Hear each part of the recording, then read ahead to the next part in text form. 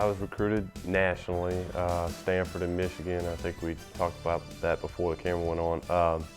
And once it got down to deciding, I had a couple of friends that played at LSU, and I went on my recruiting visit there, and it was pretty much had to go to LSU.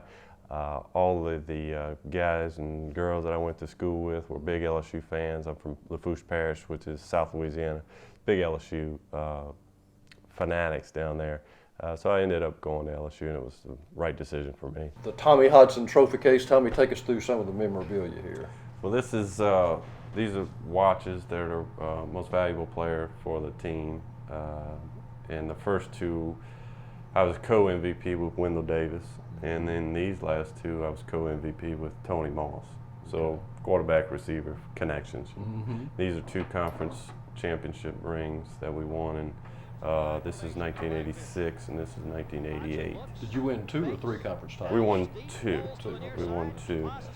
These are some bowl watches. This is my diploma. I did graduate. You started all 4 years of your career. That's pretty unusual. And all SEC, your freshman year, you were the freshman of the year in the SEC. All SEC, all 4 years. Looking back now, Tommy, does that kind of surprise you and amaze you that you had that kind of career? Well, you have to have a little luck too. LSU had lost a couple of quarterbacks. Stan Humphries had left LSU and he went to Northeast, and it left a gap in there. So I was able to come in and there weren't, the job was wide open when I was a freshman to compete for the starting job and play for the Tigers. And so I was fortunate that I was able to come in. There wasn't a guy that was entrenched as a starter. And then also we were one of the first teams in the Southeastern Conference to throw the football quite a bit. We had a balanced attack, but we threw the ball. And Auburn was another team that was throwing the ball at the time. So I was able to put up some numbers throwing the football, and we had some good teams too, so it helped me become all-conference. What's this football? This football was a football of the SEC records that I set when I finished my career. Mm-hmm. And then I held 19 LSU records at the time, and I still hold a few, but they're slowly, I'm losing them all. Let's take that Auburn game that you've already alluded to. Mm-hmm. Memories of that specific game. They call it the earthquake game, the day the ground shook at Tiger Stadium. What are your memories and the situation surrounding that game? Well, that was a must-win game for us. We had just lost to Florida on the road and Ohio State on the road, and we were 2-2 at the time, and it was just must-win to stay in the conference race. And Auburn's ranked 4th.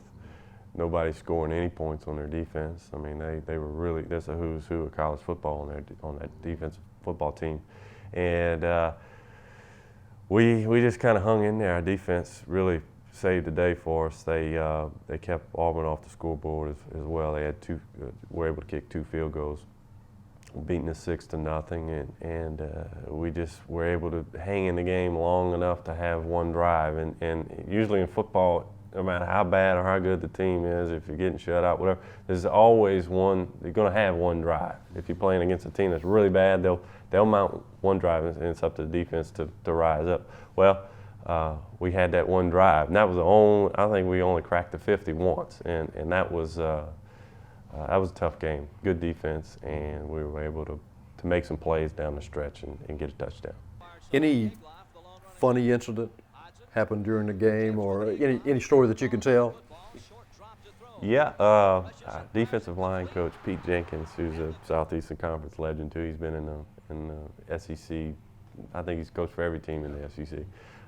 We were playing Kentucky one year, and we just finished the game, and from the top of the stands, somebody throws a 5th of Jack Daniel's whiskey, empty bottle. It hits the ground, and if you know Coach Jenkins, he's a tough guy. He's a really guy you want in your corner. He'd battle you, he'd fight you. Well, this bottle comes flying down from the top of the stadium, hits the ground and pops up and hits him in between the legs and drops him like that. And we had won the game, so it makes it funny now. Pete Jenkins would be a great guy to interview. He's got a million stories. He just gets intense and into the game. But That's one that pops into my head, and I guess you have to really know Pete to kind of appreciate the story. Anything else, just in the course of a game, in the huddle, anything? Yes,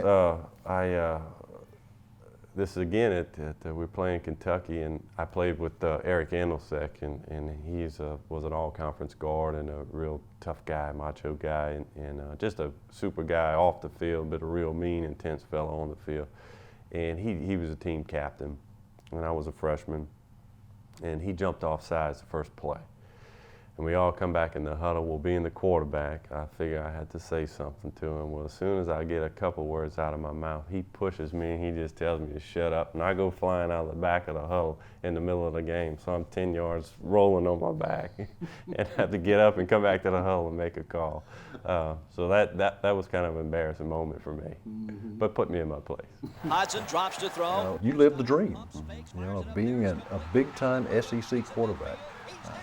Can you appreciate that now in hindsight more so than you did at the time, maybe? Oh, absolutely. A couple of years ago, we was the SEC legend for LSU, and Joe Namath was Alabama's legend that year. So to be put kind of in the same category as like a Joe Namath or Ken Stabler or Burt Jones or Archie Manning, and the great players that played before I did, and the great players that have played after me, it's really it's kind of humbling to be in the presence of those kind of great players and be part of that. And I'm just so impressed by LSU and how they've handled the ups and downs over the years, and I'm really proud just to be a part of LSU, first of all, and then the Southeastern Conference and the excellence that it really stands for.